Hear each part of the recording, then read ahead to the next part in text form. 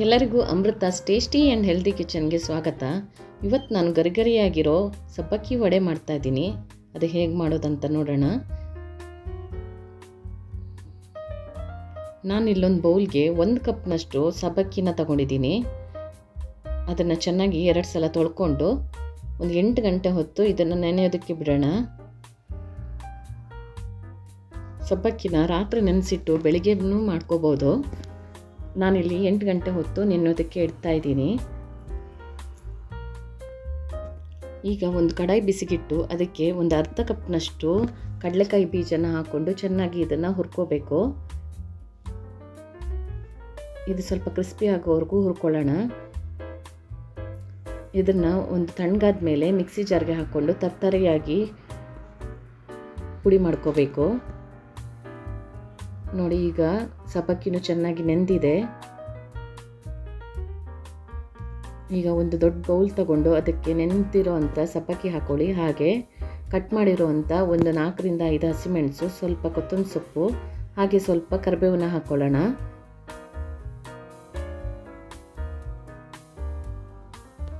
ಈಗ ಇದಕ್ಕೆ ಪುಡಿ ಮಾಡಿರೋ ಅಂಥ ಕಡಲೆಕಾಯಿ ಬೀಜನ ಹಾಕ್ಕೊಂಡು ಇದಕ್ಕೆ ಬೇಕಾದಷ್ಟು ಉಪ್ಪು ಹಾಕೊಳ್ಳಿ.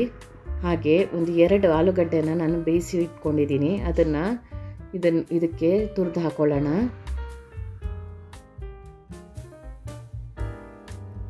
ನಾನಿಲ್ಲಿ 2 ಆಲೂಗಡ್ಡೆನ ತುರಿದು ಹಾಕ್ಕೊಂಡಿದ್ದೀನಿ.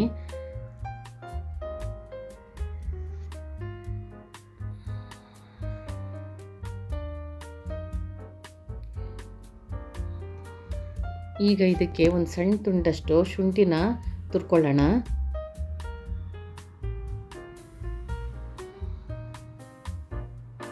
ಇದೆಲ್ಲ ಹಾಕ್ಕೊಂಡು ಚೆನ್ನಾಗಿ ಒಂದು ಸಲ ಮಿಕ್ಸ್ ಮಾಡ್ಕೊಳ್ಳಿ.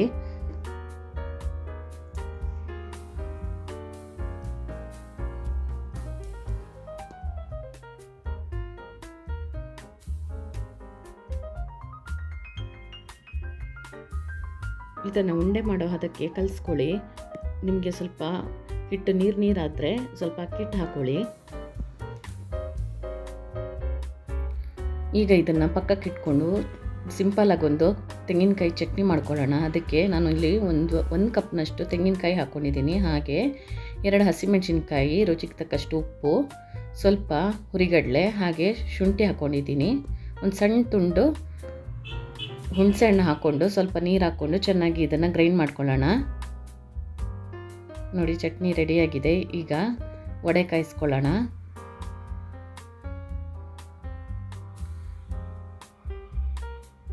ಚಪಾತಿ ಉಂಡೆಗಿಂತ ಸ್ವಲ್ಪ ಸಣ್ಣದಾಗಿ ಉಂಡೆ ಮಾಡಿಕೊಂಡು ಇದನ್ನು ತಟ್ಕೊಳ್ಳೋಣ. ನೋಡಿ, ಇದೇ ರೀತಿ ಕೈಗೆ ಸ್ವಲ್ಪ ಎಣ್ಣೆ ಹಾಕ್ಕೊಂಡು ತಟ್ಕೊಳ್ಳಿ.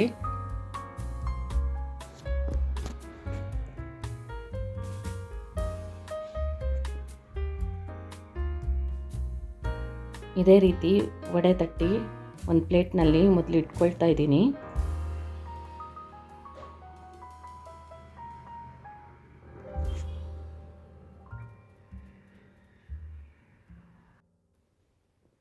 ನಾನಿಲ್ಲಿ ಮೊದಲೇ ಎಣ್ಣೆ ಬಿಸಿಗಿಟ್ಟಿದ್ದೆ, ಎಣ್ಣೆನೂ ಕಾದಿದೆ.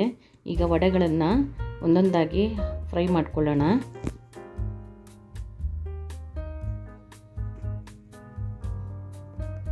ವಡೆ ಮೇಲೆ ಬಂದಮೇಲೆ ಇದನ್ನು ತಿರುಗಿಸಿ ಹಾಕ್ಕೊಳ್ಳಿ, ಇಲ್ಲಾಂದರೆ ಓಪನ್ ಆಗುತ್ತೆ. ಅದಕ್ಕೋಸ್ಕರ ಈಗ 2 ಬದಿ ಚೆನ್ನಾಗಿ ಗೋಲ್ಡನ್ ಬ್ರೌನ್ ಆಗೋವರೆಗೂ ಫ್ರೈ ಮಾಡ್ಕೋಬೇಕು. ನೋಡಿ, ಈಗ ಕ್ರಿಸ್ಪಿಯಾಗಿದೆ. ಇದನ್ನು ಒಂದು ಪ್ಲೇಟ್ಗೆ ತೆಗೆದಿಟ್ಕೊಳ್ಳೋಣ.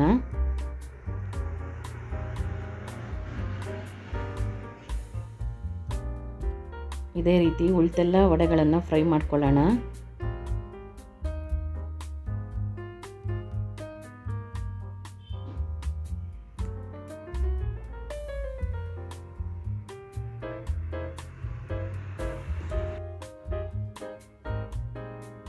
ಸಬ್ಬಕ್ಕಿ ವಡೆ ಜೊತೆ ತೆಂಗಿನಕಾಯಿ ಚಟ್ನಿ ಇದ್ದರೆ ತುಂಬಾ ಚೆನ್ನಾಗಿರುತ್ತೆ. ನೀವು ಒಂದು ಸಲ ಟ್ರೈ ಮಾಡಿ. ಈ ವಿಡಿಯೋ ನಿಮಗೆ ಇಷ್ಟವಾದಲ್ಲಿ ಲೈಕ್ ಮಾಡಿ, ಶೇರ್ ಮಾಡಿ, ಹಾಗೆ ಸಬ್ಸ್ಕ್ರೈಬ್ ಮಾಡಿ. Thank you for watching.